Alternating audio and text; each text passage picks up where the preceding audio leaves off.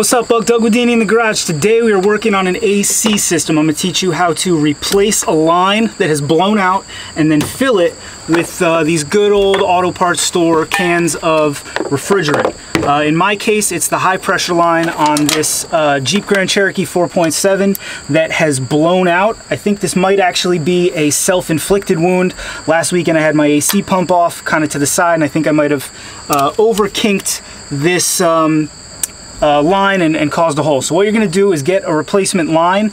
Make sure you get one with the proper ports. In my case, this one comes with a service port that needed to be on the replacement. I got it off Rock Auto for $14. If your system is not completely drained, now I lost all pressure in mine, so I know it's completely drained, unfortunately, out into the atmosphere, but if there is any pressure left in your system, take it someplace to have that R134 reclaimed. It's not good for the environment, and it's not particularly good for you either. All right, so we're just gonna remove our old one. They're real easy. It's just, you know, a bolt or some kind of fastener on each side, but sometimes it's where they're actually located that can be the issue.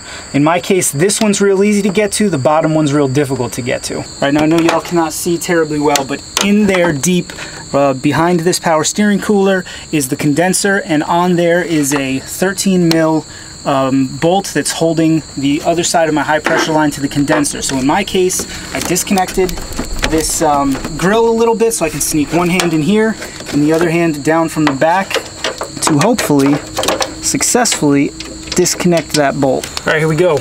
Got our old line right here, new line right here. Got to swap over this sensor. And now we're good to go. Get this guy on here. Now, not all of yours are going to have a sensor like this, but on this Jeep, this high pressure line does have a sensor. Just get that tightened down like that. Now we're ready to get this thing back in the Jeep. All right, first thing I'm going to do is remove this protection. Ensure that the seals are there, that they're in the right place. We'll work this guy back down the way the other one was. We'll get both sides on before we snug any one side up. That'll make sure there's no tension on the system later. We'll put this nut on and these will be ready to tighten down. Snug down the top. You want to try to make sure there's no tension on it. You want it to be in a nice comfortable position. Reconnect our sensor. Make sure the new line isn't going to be hitting any belts or anything moving or hot. Looks like we're good. We ran it in the same spot it was. Now we're ready to fill. All right, now to fill this thing, we're going to use cans of refrigerant that you get at the auto parts store, like this can of AC Pro here. Now, over the summer, I did a video on how to use these, and you guys basically shamed me into deleting the video, expressing that doing it with gauges in a manifold is the right way to do it, and you were right. That's why I took that video down.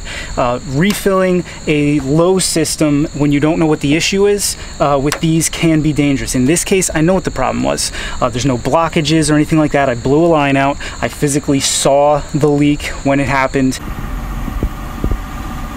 So I'm just refilling the system. So for this purpose, yes, I feel totally fine. Make sure you get one with a gauge. Pay extra for one that's good, high quality.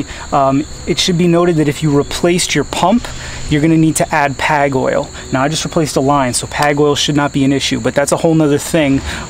Make sure that you're including the correct amount of PAG oil to a new pump so that you don't blow it up. All right, so what you're going to do this properly, you're going to locate your low pressure side port.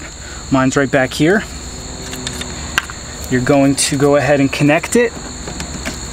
Then you're going to start your vehicle. Then you're going to turn the AC on and turn it on full blast.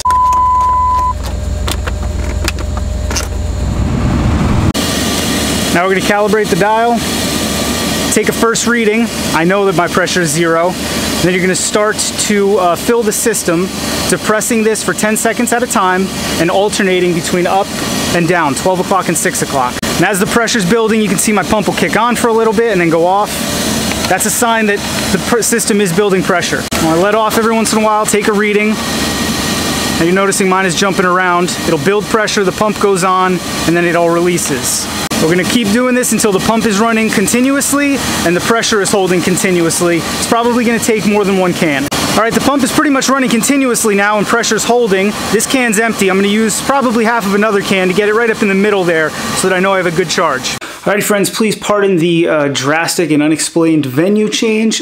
Some rain rolled in out of nowhere, had to pack up all the camera gear, get the engine bay covered up. But here's how you want to end that project. You've charged your system up to the proper level, you let it run for a while, you confirmed inside the Jeep that the air is blowing out cool. You want to inspect the whole system. First inspect it with it running to see if you can visually see any leaks. A lot of times you can see an AC leak. Either there's PAG oil bubbling out of a joint somewhere, or you'll physically see the stream like I did.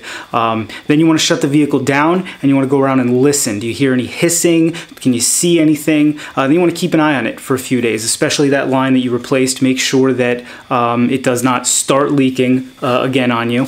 But that's really it. It's not super difficult. This is a perfect application for those bottles they sell at Wally World and at AutoZone and all that. They're not great if you don't know what your problem is, but if you have a completely blank system, you just put in a pump, you just put in a line, in my book they're pretty good. But if you did just put in a pump, make sure you find out if you need PAG oil, and if so, how much of it to use. So by all means, leave me a comment down there in the squawk boxes. If you got any questions, leave them down and we'll try to get to you. If you like the video, please like the video, consider subscribing to the channel, maybe check us out on Etsy, Patreon, and Teespring. As always, thanks for watching. See you next time.